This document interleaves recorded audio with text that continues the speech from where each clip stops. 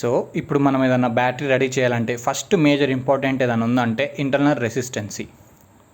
ఇది వచ్చేసి మనకి 15 to 18 మధ్యలో ఉంటుందని ఉంటుంది, కానీ ఈ 18 అనేది ఉండదు, మ్యాక్సిమము 14-15 వస్తుంది. ఎందుకంటే ఈ సెల్ తయారైన తర్వాత ఒక 6 months టైం పీరియడ్ అనేది ఉంటుంది దీని లైఫ్కి. ఈ సెల్ తయారు చేసి ఎన్ని రోజులు అవుతుంది?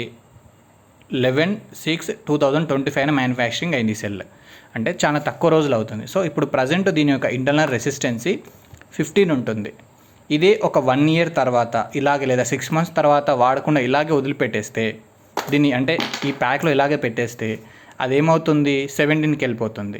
ఇంకొక 9 months పెట్టి 1 year అయింది, 18కి వెళ్ళిపోతుంది. అట్లా ఇంక్రీజ్ అవుతూ ఉంటుంది. సో ఏదైనా బ్యాటరీ ప్యాక్ ఏదైనా కొనుక్కుంటున్నాము అంటే ఫస్ట్ ఇంపార్టెంట్ ఏంటంటే సెల్స్ ఎప్పుడు తయారు చేశారు అనేది కంపల్సరీ మనం చూసుకోవాలి. ఇంకొకటి ఇంటర్నల్ రెసిస్టెన్స్ ఎంత ఉందనేది కంపల్సరీ చూసుకోవాలి.